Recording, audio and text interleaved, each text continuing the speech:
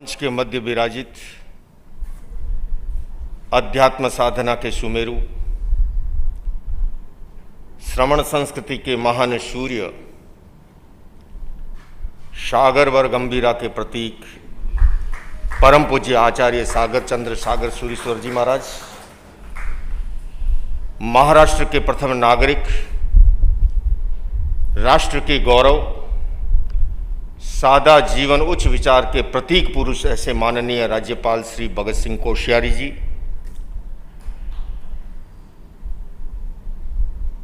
हमारी बंबई की कहूँ या महाराष्ट्र की कहूँ या राजस्थान की जनता के साथ सुख दुख में हर घड़ी साथ खड़ा होने वाला मेरा परम आदरणीय भाई राज के पुरोहित जी,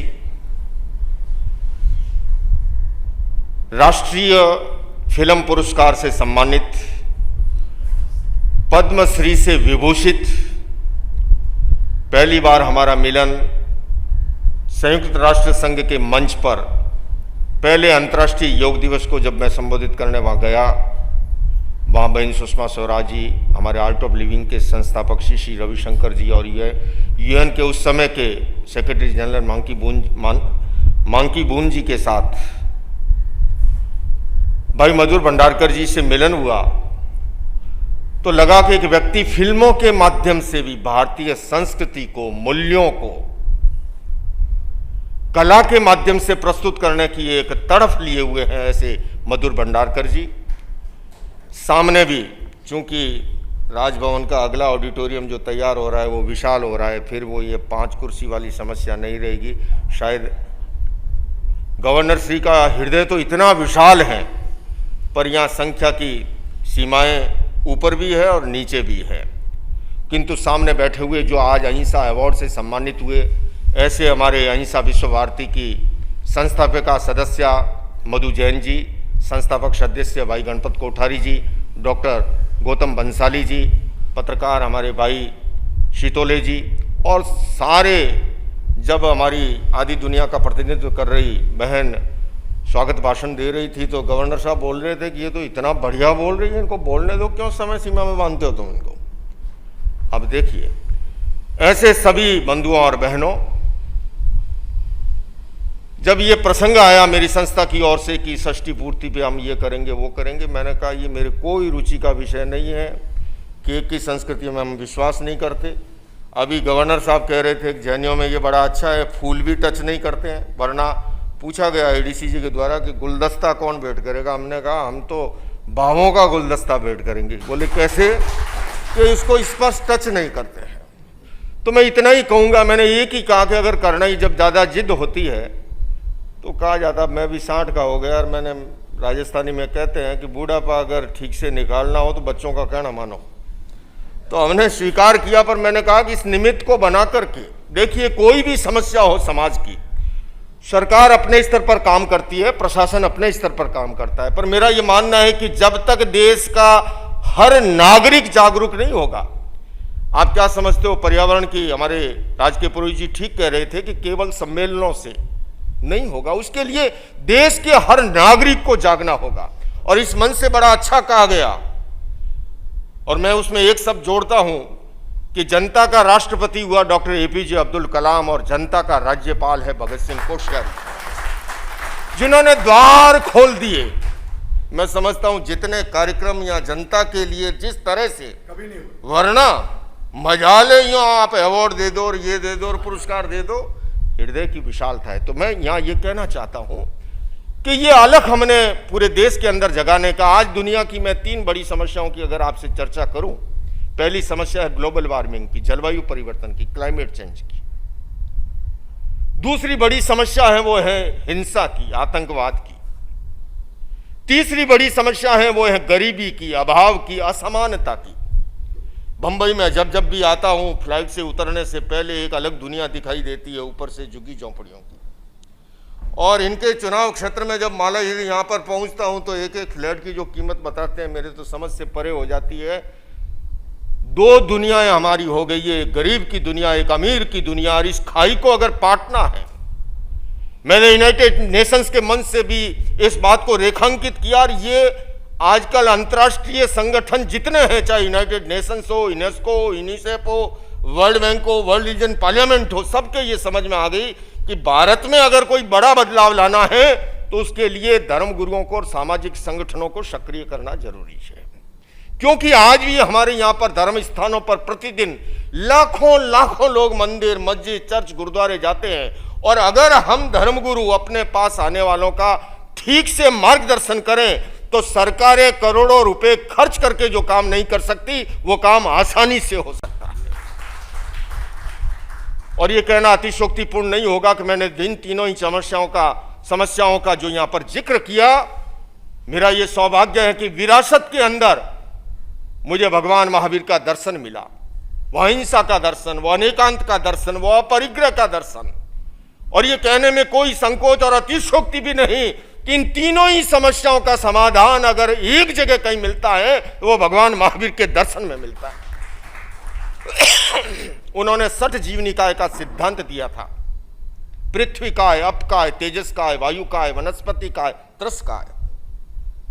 और उन्होंने ये मार्गदर्शन दिया कि पदार्थ सीमित हैं, इच्छाएं आकाश के समान अनंत हैं, सीमित पदार्थ असीम इच्छाओं की पूर्ति नहीं कर सकते, इसलिए भोग और उपभोग का सीमाकरण जरूरी है। और मैं समझता हूं इसके लिए देश के हर नागरिक को जगाने की जरूरत है। पर्यावरण की समस्या, अगर मैं छोटा सी बात कहूं, आप घर में अगर मान लीजिए आप स्नान करते हैं, एक तो एक बाल्टी से भी आपका काम हो सकता है, और आप खोल करके बैठ गए, मनो टनो पानी बह रहा है, अपव्यय हो रहा है, उसके बावजूद भी कोई जरूरी नहीं कि शरीर की अच्छे से सफाई हो जाए। मान लीजिए आपको रोशनी की जरूरत है, 2-4 बल्ब ट्यूबलाइट से काम हो सकता है, और एक ही हॉल में 50 सैकड़ों का अपव्यय भी हो सकता है। घर के अंदर, मैं आप दिल्ली से आ रहा हूं, इतना पॉल्यूशन है कि बाहर निकलना मुश्किल है।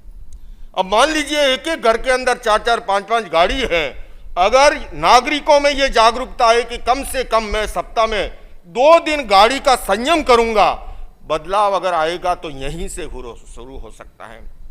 मैं अधिक लंबा समय नहीं लूंगा, केवल इतना ही कहना चाहूंगा, मुझे विरासत में जो भगवान महावीर का अनेकांत दर्शन मिला। आज पर्यावरण प्रदूषण से भी एक बहुत बड़ी समस्या और है, वो है वैचारिक प्रदूषण की। सुबह ही इंटरनेट, मोबाइल खोलते ही जो नफरत का, बांटने का जो संदेश शुरू होते हैं, मैं कहना चाहूंगा महामहिम कि गली का कचरा तो फिर भी साफ हो सकता है, किंतु ये इंटरनेट के माध्यम से जो नफरत, घृणा और बांटने का कचरा पहुंचाया जाता है, उसको साफ करने में पीढ़ियां खप जाएगी। इसलिए अनेकांत का दर्शन का संदेश है, हम अपने अस्तित्व की तरह दूसरों के अस्तित्व को स्वीकार करना सीखें, हम अपने विचारों की तरह दूसरों के विचारों का आदर करना सीखें। और मैं समझता हूं यहीं से अहिंसा धर्म का शुभारंभ होता है। मनुष्य मशीन का प्रोडक्शन नहीं है। विचार भेद, रुचि भेद, चिंतन भेद, ये सब स्वाभाविक है। और लोकतंत्र में तो मतभेद को भी विकास का माध्यम माना गया, किंतु मतभेद जब मनभेद का रूप धारण करता है तब समस्या उत्पन्न होती है। और इसीलिए मैंने कहा है कि विरोधी विचारों को सुन के मन में खेद नहीं हो, और अनेकांत का उपासक आग्रह में कैद नहीं हो। मानव में मतभेद स्वाभाविक है, किंतु मतभेद होने पर भी मन का भेद नहीं हो। तो आइए बंधुओं, ये विरासत में जो भगवान महावीर का दर्शन मिला, यह अनेकांत दर्शन मिला, और जिन गुरु के हाथों कर कमलों से दीक्षित होने का सौभाग्य मिला, जिन्होंने अणुव्रत आंदोलन के माध्यम से 1 लाख किलोमीटर की पद यात्रा करते हुए कश्मीर से लेकर कन्याकुमारी तक जो है उन्होंने अलग जगाई थी नैतिक और चारित्रिक मूल्यों के लिए, मानवीय मूल्यों के उत्थान के लिए। तो विरासत में, और आज भी मुझे, अब दीक्षा देने वाले गुरुदेव का तो स्वर्गवास हो गया, लेकिन आज ऐसे उन्हीं के प्रतिकृति के रूप में मेरे सामने लोग मुझे कहते हैं, मैंने कहा था मैं आज उन्हें दिखाऊंगा। कहते हैं ना मधुकर जी की, इनकी फिल्मों में ऐसे गीत होते हैं, जिसकी प्रतिमा इतनी सुंदर वो कितना सुंदर होगा। तो आज आप देखिए, और मैं आचार्यवर को निवेदन करना चाहता हूं, और आज गवर्नर महामहिम से भी बताना, उन्होंने एक कार्यक्रम पूना का स्वीकार कर रखा है। हमारे आचार्य भगवंत जीवित अवस्था में, आज 102 वर्ष की अवस्था में, आचार्य दौलत सूरीश्वर जी महाराज पूरे जैन समुदाय में सर्वाधिक दीक्षा पर्याय, सर्वाधिक वय पर्याय, और वो इनके गुरु हैं। आज आप इनके अगली पीढ़ी से मुझसे पहले मिले, आज ये आने वाले पूना की आपकी यात्रा के दौरान आपका जो कार्यक्रम स्वीकृत है वो इनके भी गुरु हैं और वो आज जीवित विद्यमान हैं। उनका आशीर्वाद आप कल्पना कर सकते हैं। मैं अधिक लंबा समय नहीं लूँगा क्योंकि माननीय राज्यपाल श्री को हम सभी सुनेंगे और निश्चित रूप से मैं जितने भी लोग यहाँ मौजूद हैं ये जरूर कहूँगा कि एक एक व्यक्ति एक एक संस्थान की तरह है। आज इस संदेश को लेकर के जाए, हम जहाँ पर खड़े हैं उस धरातल पर हम अपनी जीवन शैली में क्या परिवर्तन ला करके, और कोरोना काल ने ये समझा दिया है, जो आदमी हवा में उड़ रहा था धरती पर कोरोना की चपेट ले आई है उसे कि ज़्यादा हवा में उड़ने की जरूरत नहीं है, संभल जाओ। पहले लोग मुझे पूछा करते थे, मूल्यों को नहीं समझ पाते, ये क्या लगा रखा है। अब जाओ बिना लगाए, पुलिस वाला पूछता है ये क्यों नहीं लगा रखा है, चालान काटूंगा मैं तुम्हारा, है ना। आज विदेशों के अंदर जिस तरह से वेलनेस के प्रति, नेचुरोपैथी के प्रति जो रुझान, आयुर्वेद के प्रति हमारी जो भारतीय जीवन शैली, और माननीय राज्यपाल श्री मैं इस बात को रेखांकित जरूर करना चाहूंगा, भारत में जो कोरोना में मृत्यु दर जो कम रही है उसमें एक बड़ा कारण है हमारी भारत की यहाँ की जीवन शैली, हमारी रसोई परंपरा है। यहाँ पर विदेश में मधुर जी आप भी जाते हैं, मैं भी जाता हूँ, एक ब्रेड ऊपर होती है दूसरी नीचे, बीच में खीरा टमाटर ठूसा हुआ, पेप्सी के साथ गटकाते। अब इम्यून सिस्टम कहाँ से पैदा हो। हमारी रसोई परंपरा को आप देखिए, वहाँ पर आपको हल्दी है, जीरा है, लवंग है, मिर्च है, और अब ये सबको समझ में आ गया बाहर वाले देशों को भी। जैन दर्शन ने तो वर्षों पहले कहा था, भगवान महावीर ने, उबले हुए पानी का, गर्म पानी का उपयोग कीजिए, सोने से 3 घंटे पहले भोजन कर लीजिए। आजकल एक अल्टीमेट फास्ट का जमाना चल रहा है, 14 घंटे का ब्रेक दीजिए। ये 14 घंटा क्या है आपको बताऊं, माननीय राज्यपाल श्री महाराज के कल भी उपवास था, इन्होंने कल से भोजन नहीं लिया, अभी तक पारना नहीं हुआ है, इस कार्यक्रम के बाद होगा। ये हमारी जो नौकार शिपोर्स, ये 14 घंटे का ब्रेक है।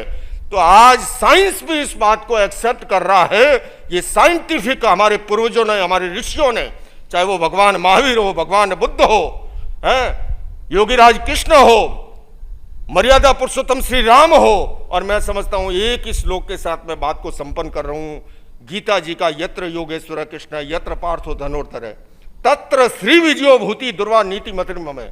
जब मैं महाराष्ट्र की धरती पर खड़ा हूं, लोकमान्य तिलक जी ने जब टीका लिखी, इस श्लोक का लीक से हटके अर्थ करते हुए उन्होंने योगीराज कृष्ण को अध्यात्म का प्रतीक माना और अर्जुन को भौतिकता का प्रतीक मानते हुए कहा कि जहां पर अध्यात्म और भौतिकता के बीच में संतुलन है, समन्वय है, वहीं पर विजय है, वहीं पर भूति है, वहीं पर श्री है और वहीं पर लक्ष्मी है। आज का संदेश यही है इस राजभवन के गरिमामय मंच से कि हम अपने जीवन के अंदर अध्यात्म और भौतिकता के बीच में संतुलन बिठाना सीखें।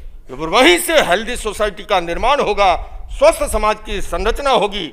मैं पुनः आचार्य वर्ग के प्रति पंचांग प्रणति पूर्वक उन्हें वंदन करते हुए मैं आभार जरूर व्यक्त करना चाहूँगा।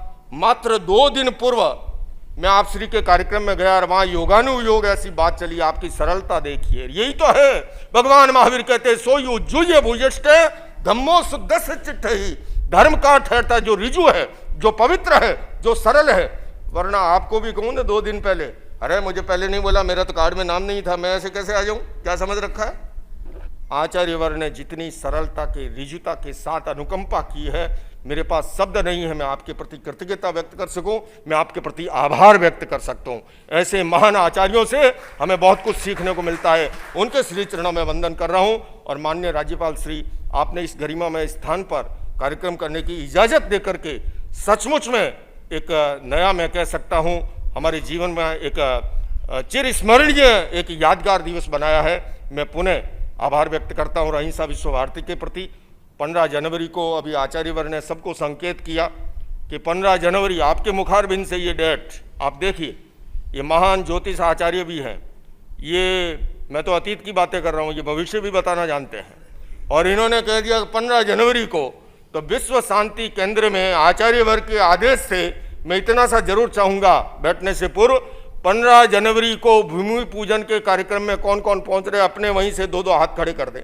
मैं गिन रहा हूँ और वीडियो वाला फोटो ले रहे हैं, देख लेना, ध्यान सोच समझ के करना। हाँ ठीक है प्रभु, 100% हो गया। ओम अरहम।